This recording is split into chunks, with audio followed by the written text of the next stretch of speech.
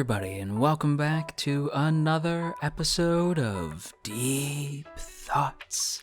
And today we are talking about Fire Force Episode 8, Infernal Insects. Before we do though, I want to say a quick thank you to my boy at Fate Caden for sharing last week's video. It is much appreciated, my dude, and if you too would like to get your name shouted out in next week's Fire Force video, then be sure to share this video around on the internet and then tag me at JoJo Talks Too Much over on Twitter, and I will be sure to shout you out in next week's video. Now that said, we gotta dig into this week because this was a surprise. Now, when I record these videos, it's on a Monday, and it's a little bit after the episode actually drops. So for the most part, I am usually behind, right? So I'll see people's takes on the episode before I even get around to seeing the episode myself.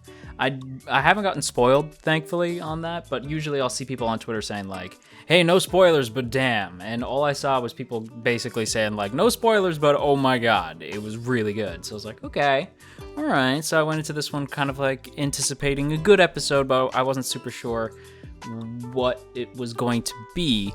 Now, ironically enough, the beginning part of the episode, like the first half, is the shakiest part, and then as it goes, it gets way better. It gets infinitely better in the second half of the episode. The first half of the episode is kind of your basic Fire Force stuff, you know, like the stuff that you've come to expect.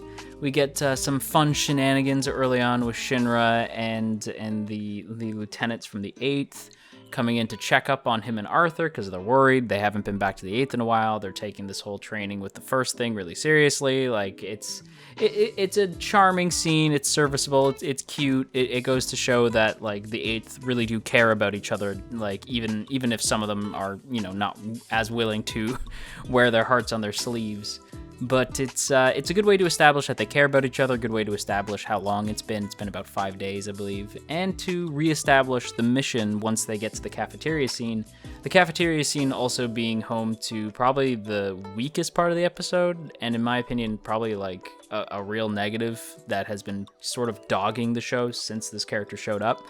And that is Tamaki. Now, thankfully, it looks as though Tamaki's character is going to grow exponentially, judging by the latter half of the episode. But in the first half of the episode, it's basically every complaint that people have had about the show is usually centered on the character of Tamaki, who is like the cat girl and constantly being lewded and ogled at and constantly getting into lewd situations, and it's driving people insane because it's basically just early 2000s anime, but like the stuff that people wish we could just move past. Now, I don't have a problem with it, but I do understand where people are coming from with the whole, like, this is kind of a tired trope, and I agree. The whole Tamaki being sort of, like, getting into, like, awkward, pervy situations, oh man, wacky stuff, is kind of annoying. I get that it's a product of its time, and it's mangaka. Like, this is not anything new. If you've seen Soul Eater, you're aware that that's kind of, like, the running joke is some of the pervy nature of the characters, and Shinra being a perv and like sort of open about being vaguely pervy is nice. Usually we have like the MCs in these shows typically being fairly asexual without actually coming out as asexual, even though I would love that being ace myself. But it is nice to at least have a character who's like openly pervy. It's kind of refreshing in a weird way, but we have moved past this trope, and I just kind of wish we could just not see Tamaki getting into these situations anymore. But that's where the negatives of the episode end, and from here on out, it is a really intense episode. Like, it's intense and shocking in ways that you may not expect. Like, when the first Infernal arrives, right, we come to the realization that the whole bug thing at the beginning of the episode, the theory proposed by Hibana that these bugs are the cause of infernalization, or at least like a trigger to infernalization, and that proves to be correct. So you're like, oh damn, I wonder who it is, and I'm thinking it's gonna be Joker again. And Shinra, the animation on Shinra flying after whoever this could be was dope. It was such a, because in that moment I thought we were gonna get some big action scene where we're gonna face off again against Joker again, but this time we have Arthur in tow. Not the case, my friends. This is where the episode takes a turn, because the people we see in the alley are Kareem and Rekha, and I was like, it's weird, right? Because I remember saying last week that I don't think there's anything about the first that is inherently nefarious, and I don't think they're behind anything. So when I saw them there, I was like, whoa, I guess everyone else was right. But then I was like, but maybe not. Maybe this is a bait and switch, because I still don't feel anything antagonistic about these two. I just don't see it. And I was so wrong. I was so wrong. I mean, I was kind of right, but I was also half wrong. The scene that follows this is the investigation of the first, and this to me is Arthur's shining moment thus far, where he does the whole like job change. I went from a knight to an assassin, and Shinra doesn't even laugh. He just gives him the blank stare and is like, all this time, all the years I have known you, you have gone on and on about being a knight, and you just switched to being an assassin just like that. And then he immediately is like, actually, no, I'm still a knight though. It's like, damn it, Arthur, focus, my boy. But at the same time, it does lead into two great moments for Arthur with his whole... Arthur should have been an assassin. Arthur is reminding me of Fire Emblem, where like the idea set before you is that Arthur is going to become a cavalry knight, but in actuality he has hidden talents in thievery and assassination, because this man was on his thief game like you wouldn't believe. And on top of that too, he's just good at it. Like when we see the whole like little mini Excaliburs that he uses to pick locks, like that was such a dope idea when he's just like, it's a one-time use, it's made out of plastic, but I made them just in case. And then Shinra gives them the like, why would you do that? Because now they're gonna know we broke in. And even I was thinking like, you're not much of a thief. But then Arthur fires back with, be real, if you could figure this out without breaking in and breaking a couple rules, the infernalization thing would have been figured out a long time ago. And that coming from Arthur, like that reason and like the logic came from Arthur. I was like, damn, Arthur, good on you. You should stay an assassin, my boy. You should get to keep the assassin class, because it's a good look on you, my dude. And once we break into Kareem's room, we learn the twist reveal that it was Kareem, but psych, it was Rekha. This broke my heart, because I liked Rekha. Last week, I was like, Rekha's the best part of this episode. I was so into him.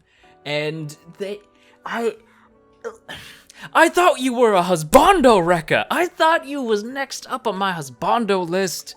What happened? What happened to the good times? And speaking of good times, if I may get back into the actual characters instead of my need for husbandos, is Kareem.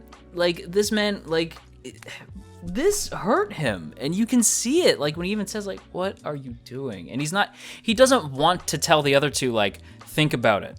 It wasn't just me wearing this robe. Who else was in that alley? Even though they're suspecting him, because it definitely couldn't be Rekha, the big hero type character. It's got to be Kareem. He's more shady, but no, it was Rekha.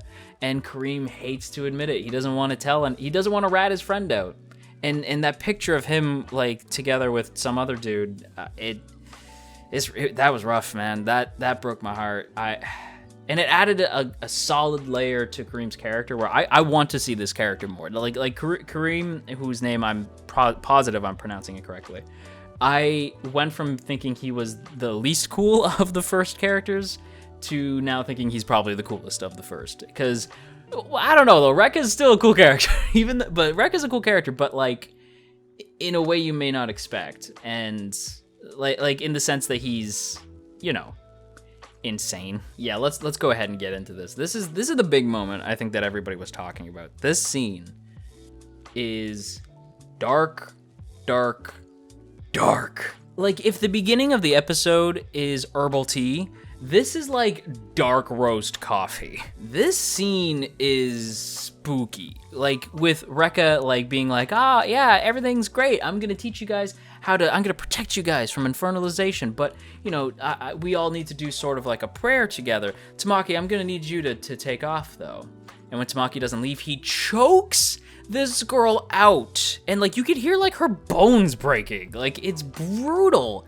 And then he turns the mom, because he knows, like, he's like, you're of no use to me, so just blah.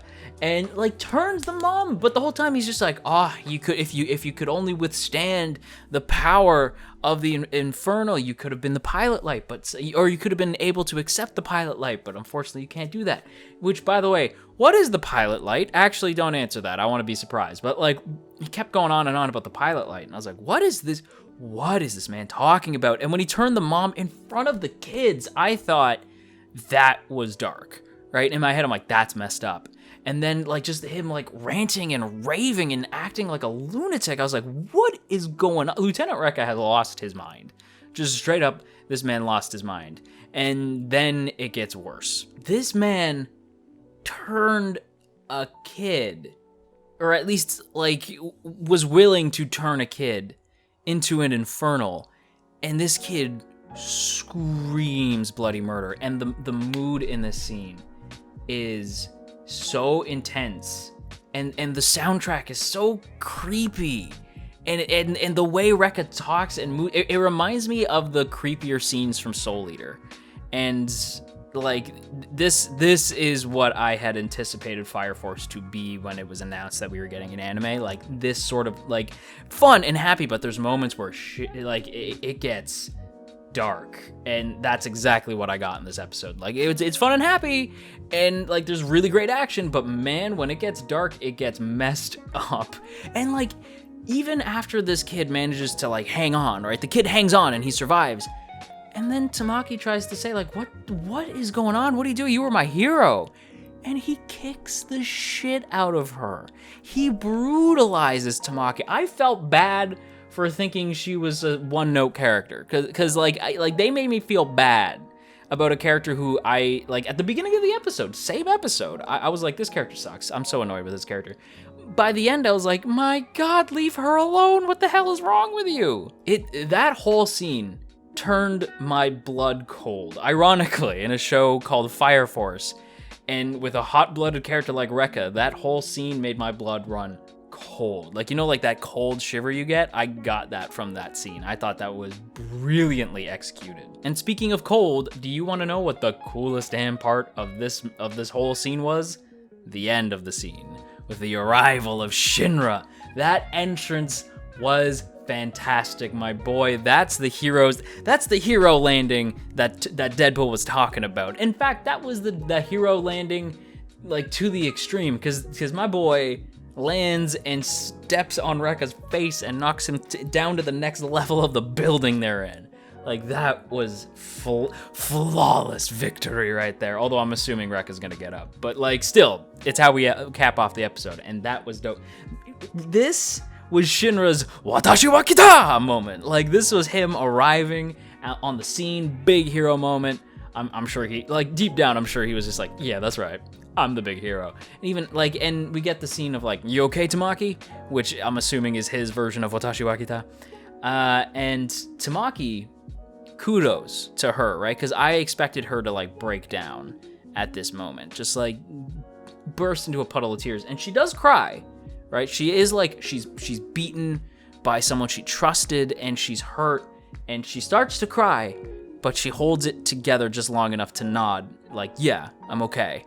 I'm shaken up, but I'm okay. And that was a great moment. This episode, the beginning, it may have been a little shaky, but like, man, does it ramp up at the end. But on that note, I'm going to wrap up my thoughts on this week's episode and give this week a solid grade of A. This was some amazingly good stuff. I don't even know what's going to happen next week. Next week, I feel like it's going to break my heart, because I'm assuming we're going to get Kareem versus Rekha, and I didn't know I cared until this week's episode. I'm not ready for that. But before we end today's video, I do want to give a big thank you to the good folks over on Patreon, namely those in the Earl Grey tier: Calvin Atkinson, Crowbar of Irony, Dominic, Urza, No For Nothing, Maria Teresa, Mirth Mouser, Nye, Omner Garamond, Opinionated Slime, Cell, Shadow Creative, Sipco Games, Somastan, Tristan, and Veridin. Thank you guys so much for continuing to support me over on Patreon, and if you too would like to join the T Squadron, then by all means go ahead and check out the first link in the description, check out the Patreon page, see all the cool rewards you can get over there, as well as access to our Patreon exclusive Discord. But on that note, everybody, that's gonna be a video, so if you enjoyed today's video, then you've probably been on the internet long enough to know what to do already, so I ain't gonna tell you, but I will say that it is appreciated, and if you're feeling stressed out today, you go have yourself a warm cup of tea, and I will talk to you all again real soon.